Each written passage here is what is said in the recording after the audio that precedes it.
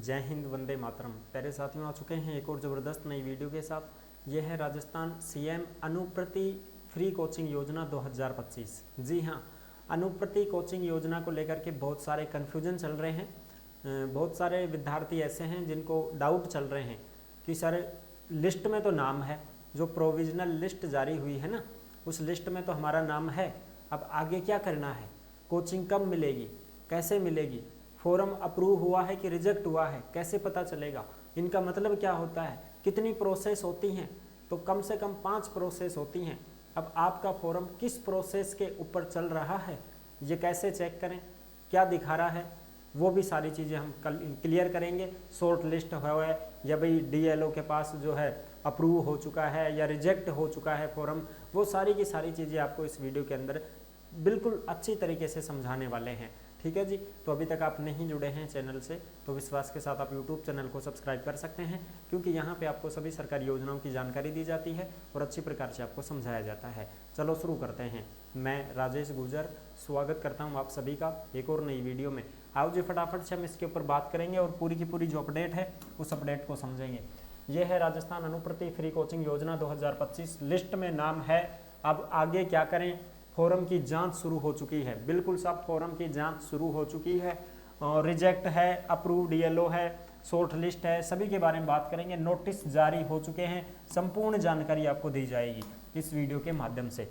ये जो नोटिस है ये पहले आया था, इस नोटिस में जो चीज़ें हैं वो हम बात करेंगे। इसमें विद्यार्थियों का लेना देना कुछ भी नहीं है साहब, या सोचो कि साहब मारे लिए या गो किया, विद्यार्थियों के लिए कोई लेना देना नहीं है इस नोटिस से। ये नोटिस विभाग के लिए आया है, डिपार्टमेंटली नोटिस है ये, ठीक है जी। और जो भी अपडेट होती है योजनाओं से संबंधित वो आपको टेलीग्राम के ऊपर देखने को मिलेगी। जिस नाम से यूट्यूब चैनल है उसी नाम से टेलीग्राम चैनल है, उसी नाम से इंस्टाग्राम चैनल है, उसी नाम से फेसबुक आईडी है। सभी साथी फॉलो कर सकते हैं, जुड़ सकते हैं। और टेलीग्राम के ऊपर सरकारी योजना की कोई भी अपडेट हुई, कोई भी नोटिफिकेशन हुई हो, कोई भी खबर हुई, सब टेलीग्राम पर डाल दी जाएगी। तो टेलीग्राम ने सारा का सारा ज्वाइन कर लो, ठीक जाओ। और राजस्थान सरकार सामाजिक एवं न्याय अधिकारिता विभाग, ये सामाजिक न्याय एवं अधिकारिता विभाग है, यही होता है हर जिले में, जिला लेवल पर ये ऑफिस होता है तुम्हारा, ठीक है जी। जिला स्तर पर इस विभाग का क्या होता है, कार्यालय होता है। अगर कोई भी दिक्कत आपको है तो इसी कार्यालय में आपको संपर्क करना पड़ता है, ये मैं आपको पहले बता देता हूँ, ठीक है साहब। जैसे मान लो आपका फॉर्म रिजेक्ट हो गया, ठीक है ना, बहुत सारे कैंडिडेट हैं जिनका फॉर्म रिजेक्ट होता है, क्योंकि भाई 30,000 ही तो सीटें हैं जी, 30,000 ही तो सीटें हैं ना। अब 30,000 सीटें लेनी है उनको, सीधी बात तो ये है। पूरे राजस्थान में 30,000 सीटें भरनी है उनको, कोचिंग फ्री करवाएंगे 30,000 को ही। अब फॉर्म लग रहे हैं ज़्यादा समझ पा रहे हो, बिल्कुल साहब। फॉर्म लगे हैं कितने, 61,000 के लगभग। अब 61,000 के लगभग फॉर्म लग चुके हैं, लेना है 30,000 को ही। तो इनके फॉर्म रिजेक्ट होंगे ना। तो अगर मान लो किसी का भी फॉर्म रिजेक्ट दिखा रहा है तो समझो उसका फॉर्म किसी ना किसी डॉक्यूमेंट्स की वजह से रिजेक्ट हो चुका है। इस वजह से अब वो ये चाहता है कि सर मेरे को तो एक बार मिलना है, तो ऑफिस कहाँ है, कहाँ मिलूँ, कहाँ जाऊँ, क्या करूँ, मेरे को तो ऑप्शन ही नहीं मिला है, बाकी कुछ अपलोड करने का या कुछ त्रुटि संशोधन करने का ऑप्शन ही नहीं है साहब, तो मैं कहाँ जाऊँ, क्या मिलूँ। तो रिजेक्ट अगर आपका हो चुका है तो आप इस कार्यालय में जा सकते हैं, जिला स्तर का कार्यालय है। और ये है सामाजिक न्याय एवं अधिकारिता विभाग, ये है भाई, ठीक है साहब, बिल्कुल। और ये जयपुर में जाना चाहे कोई तो जयपुर में यहाँ पे है, ये पूरी जानकारी दे रखी है। अम्बेडकर भवन जी 31 राजमहल रेजिडेंसी क्षेत्र जयपुर वाले यहाँ जा सकते हैं। बाकी सब अपने अपना जिला में ढूंढ लो भाई, मैप पे लगा लो, कहीं भी ढूंढ लो, गूगल पे चेक कर लो, मिल जाएगा। तो रिजेक्ट वाले हैं वो यहाँ जाके संपर्क कर सकते हैं अगर करना चाहें तो, ठीक है साहब। चलो, यह सभी जिलों के लिए आया है भाई। देखो, संयुक्त निदेशक, उपनिदेशक, जिला परिवीक्षा एवं समाज कल्याण अधिकारिता, सामाजिक न्याय एवं अधिकारिता विभाग, समस्त राजस्थान में समस्त सभी के लिए आया है। विषय क्या है, मुख्यमंत्री अनुप्रति कोचिंग योजना के अंतर्गत वर्ष 2024-25 के लिए अभ्यर्थियों से ऑनलाइन प्राप्त आवेदन पत्रों की जांच सत्यापन किए जाने के संबंध, यानी कि जो भी उनके ऑनलाइन आवेदन आए हैं, भरे गए हैं, उनकी जांच करनी है, सत्यता जांचनी है सब। क्योंकि फर्जी लोग हैं या कुछ ऐसे कैंडिडेट हैं जिनके 1-2 डॉक्यूमेंट्स गलत तरीके से अपलोड हो गए हैं, आयकर सही अपलोड नहीं हुआ है, ज़्यादा पैसे का बना दिया है, या और कोई डॉक्यूमेंट्सों में कुछ कमी रह गई है, इसकी वजह से उनके फॉर्म को डायरेक्ट रिजेक्ट किया जा रहा है, ठीक है साहब। देखो जिला परिवीक्षक समाज कल्याण अधिकारिता सामाजिक न्याय एवं अधिकारिता विभाग डीडवाना कुचामन क्षेत्र के प्रपत्र दिनांक, ये तो डीडवाना कुचामन सभी के लिए आया है भैया। इसमें क्या चीजें हैं, इसमें यह चीज है कि देखो जो इस योजना के तहत सूचीबद्ध कोचिंग संस्थाओं में निःशुल्क कोचिंग किए जाने हेतु इच्छुक अभ्यर्थियों से प्राप्त सभी आवेदन पत्रों की प्रोविजनल मेरिट सूची जारी करके आपकी SSO ID पर जांच सत्यापन हेतु प्रदर्शित करवा दी गई थी। यानी कि आपकी जो ID है, SSO ID है, उसी के माध्यम से फॉर्म भरा गया था, बिल्कुल साहब। तो उसी के माध्यम से फॉर्म भरा है, तो उसमें आपने डॉक्यूमेंट्स अपलोड जो किए हैं उनकी क्या करनी है साहब, जांच करनी है, सत्यापन करना है। तो उनकी जांच हो रही है। और इस संबंध में योजना के अंतर्गत ऑनलाइन प्राप्त आवेदन पत्रों की जांच सत्यता में बैंक खाता चेक किया जा रहा है और आय प्रमाण पत्र भी आपका ढंग से चेक किया जा रहा है। और मुख्यमंत्री अनुप्रति कोचिंग योजना के संशोधित नवीनतम दिशा निर्देश जारी हैं। यानी कि एक तो थारो बैंक खाता चेक करेंगे, आयकर बढ़िया चेक करेंगे, मार्कशीट वगैरह जो आपने सब कुछ अपलोड की है वो चेक करेंगे। ठीक है जी। आयकर किनका चलेगा, किनका नहीं चलेगा। आप देखो आयकर में ये जो कैंडिडेट है ना, इनके अगर आपने साइन करवाए हैं तो आपका आयकर चलेगा। उत्तरदायी व्यक्ति जैसे संसद का सदस्य हो गया, विधानसभा का सदस्य हो गया, राजपत्रित अधिकारी हो गए, जिला प्रमुख हो गया, प्रधान हो गया, प्रधान जिला परिषद सदस्य हो गया, ग्राम सेवक हो गया, पटवारी हो गया, महापौर नगर निगम नगर पालिकाओं के सदस्य हो गए, और संबंधित PHC CHC का जो डॉक्टर होता है वो हो गया, या और सहायक अभियंता हो गया, या सरकारी स्कूल या सरकारी कॉलेज का कोई लेक्चरर हो गया, प्रोफेसर हो गया, उनके मोहर और सिग्नेचर आपने करवाए हैं, उनके चलेंगे साहब। उन्हीं का आयकर क्या होगा, मान्य होगा। ये आयकर के लिए बात कही गई है। ठीक है साहब, उनका मान्य हो जाएगा। ठीक है जी। बैंक खाता, पासबुक और ये सब सारी चीज़ें आपकी क्लियर होनी चाहिए। अच्छा, उसके बाद में क्या करना है, देखो आपका जो बैंक खाता है, अभ्यर्थी उसके माता पिता अभिभावक के साथ भी संयुक्त बैंक खाता के साक्ष्य स्वरूप आवेदन में बैंक खाते की जांच सत्यापन किए जाने के प्रावधान के स्थान पर विभाग द्वारा पात्र और योग्य अभ्यर्थियों की अंतिम मेरिट सूची जारी करने के उपरांत उस मेरिट सूची में चयनित अभ्यर्थियों द्वारा संबंधित कोचिंग संस्थान में ज्वाइन कर लिए जाने के उपरांत अभ्यर्थी को SMS या किसी अन्य माध्यम से सूचित करके अभ्यर्थी उसके बैंक खाता अथवा उसके माता पिता अभिभावक के साथ संयुक्त बैंक खाता का पूर्ण और सही विवरण अनिवार्य रूप से भरवाया जाएगा। यानी कि सबसे पहले आपके बैंक खाता और आयकर की जांच हो जाएगी। उसकी जांच होने के बाद में सारी की सारी जो जांच होगी, उसके बाद में आपका जो फॉर्म है वो सबमिट हो गया है, सबमिट नहीं अप्रूव हो चुका है। क्या हो चुका है सब, अप्रूव हो चुका है DLO में। तो उसके बाद में क्या होगा, अब आप समझ सकते हैं कि हमारा फॉर्म बिल्कुल चेक होने के बाद ही अप्रूव हुआ है, आपको कोई समस्या नहीं है। फिर सीधा आपके लिए क्या होगी, मेरिट सूची जारी होगी साहब, मेरिट सूची जारी होगी। और ये मेरिट सूची है जो अंतिम मेरिट सूची होगी साहब। क्या होगी, अंतिम मेरिट सूची जारी होगी। उसके बाद में आपको कोचिंग ही मिलेगी साहब, उसके बाद में आपको कोचिंग ही मिलेगी। कोचिंग से आपको कॉल आ जाएगा। क्या आ जाएगा, कॉल आ जाएगा साहब। चलो जी, और प्रोसेस कितनी होती है इसमें वो भी बता देते हैं आपको। ये लो साहब प्रोसेस। सबसे पहली फॉर्म भर दिया, बिल्कुल साहब भर दिया। लिस्ट में नाम आगो साहब, लिस्ट में नाम। अब लिस्ट में आपने नाम देख लिया, वो प्रोविजनल लिस्ट है साहब, अंतिम मेरिट लिस्ट नहीं है वो प्रोविजनल लिस्ट है। उसमें आपका फॉर्म है। उसके बाद में अब क्या होगा, सेव एज ड्राफ्ट नंबर 1। सबसे पहले आपका फॉर्म सेव हो गया ड्राफ्ट में। ठीक है जी, बिल्कुल।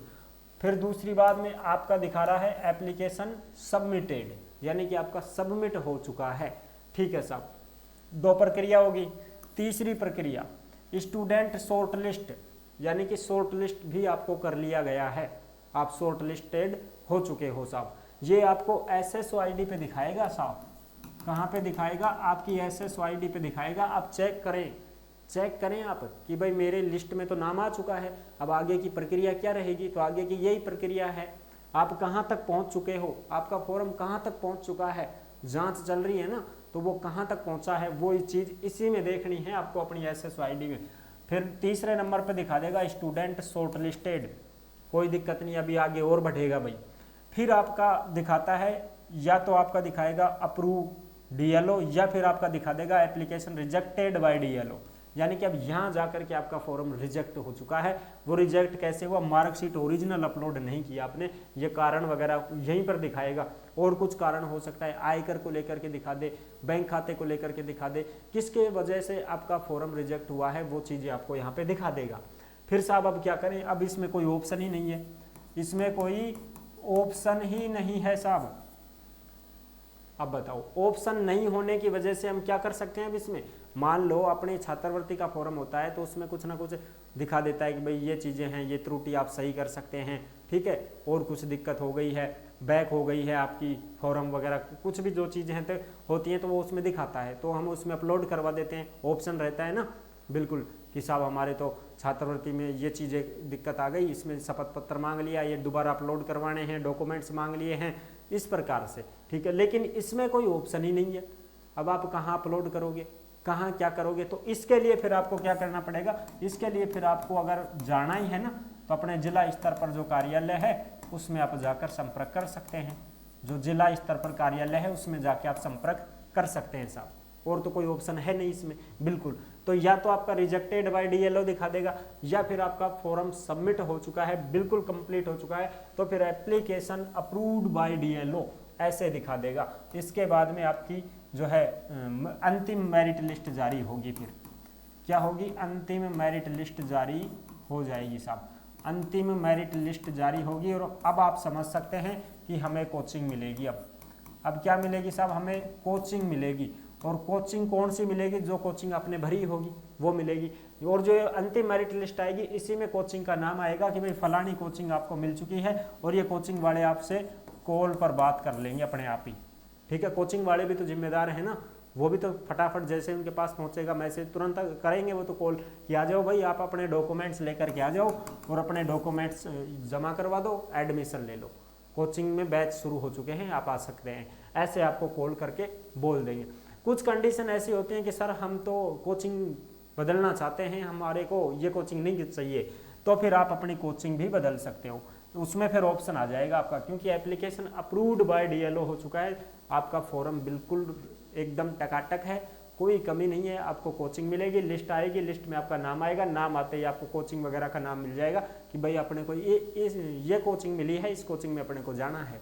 फिर उस कोचिंग वाले से खुद करना चाहो तो आप खुद भी संपर्क कर सकते हो, अगर आपको पता हो कि साहब मेरे को तो ये कोचिंग मिली है, मैंने तो ये भरी थी, ज़्यादा भरी है तो फिर उस हिसाब से, और नहीं तो फिर कोचिंग वाले खुद ही कर लेंगे साहब, ठीक है। और इसमें क्या होता है कि 40,000 रुपये तक की छात्रवृत्ति दी जाती है, वो छात्रवृत्ति नहीं है, वो हॉस्टल वगैरह खर्चा है, ठीक है ना, हॉस्टल वगैरह का खर्चा है वो आपको दिया जाता है, जो कि आपको हर साल देखने को मिलता है। 40,000 रुपये जो है ये खर्चा आपको खुद के बैंक खाते में आएगा, तभी तो बैंक आपका जोड़ते हैं, आपका खुद का बैंक, ठीक है ना, आपका खुद का बैंक आएगा, ये बैंक स्वयं का रहेगा, इस स्वयं के बैंक में आपके पास पैसा आएगा, ठीक है ना, बिल्कुल साहब, ये चीज़ें होती हैं। तो ये थी पूरी की पूरी जानकारी। आपको इस प्रकार से अपनी SSO ID से चेक करते रहना होगा कि भाई अपने क्या है, क्या कहाँ तक प्रोसेस पहुँच चुकी है अपने फॉर्म की, तो वो आपको यहाँ पे दिखा देगा। ये लास्ट पोजीशन है अप्रूव्ड बाय डीएलओ, यानी कि जिला स्तर पर आपका फॉर्म एकदम कंप्लीट हो चुका है, आपको कोचिंग मिलने वाली है, आपकी लिस्ट जारी होने वाली है, उस लिस्ट में आपका नाम, कोचिंग का नाम सब कुछ देखने को मिलेगा। फिर आप निश्चिंत होकर के कोचिंग का जो है आपको रुख करना होगा कि भाई कोचिंग में जाना है और वहाँ पर अपने को एडमिशन लेना है, ये चीज़ें हैं, ठीक है साहब। और उससे पहले अगर आपको दिखा रहा है शॉर्ट लिस्ट है या और कुछ दिखा रहा है, तो फिर आप समझ जाइए कि अभी अपने प्रोसेस बाकी है, अभी यहाँ इस लास्ट प्रोसेस तक पहुँचना है अपने को, ठीक है। रिजेक्ट ही हो गया है तब तो रिजेक्ट ही हो गया है, कुछ कर ही नहीं सकते, ऑप्शन ही नहीं दे रखा उसमें, समझ रहे हो, कि कोई ऑप्शन देते तो हम करते ना, कुछ ना कुछ ऑप्शन दे नहीं रखा ना साहब। अगर या सोचो साहब ना मान तो बता दो कड़े मिलना, तो मैं बता ही दियो था, मिल लो जाकर कार्यालय में, हर जिले में होता है ये कार्यालय, हर जिले में आपको जाना है, आपके जिले में जाना है, आपका कौन सा जिला है उस जिले के अनुसार अपने अपने कार्यालय में चले जाओ भाई, वहाँ जाके बता दो कि साहब ऐसे ऐसे ये मैसेज है, ये देख सकते हो आप, तो वो अपने आप बताएंगे आपको जो भी बात होगी, तो ठीक है साहब। तो ये थी जरूरी अपडेट, आई होप आप अच्छी प्रकार से समझ गए होंगे, सारी जानकारी मैंने क्लियर कर दी है। वीडियो अगर पसंद आई है तो वीडियो को लाइक जरूर कर सकते हैं, और चैनल पर पहली बार आए हैं तो चैनल को विश्वास के साथ आप यूट्यूब चैनल को सब्सक्राइब कर सकते हैं, क्योंकि यहाँ पे आपको सभी सरकारी योजनाओं की जानकारी दी जाती है और अच्छी प्रकार से आपको समझाया जाता है। फिर मिलेंगे नेक्स्ट वीडियो में, तब तक के लिए सभी प्यारे साथियों को जय हिंद, जय भारत।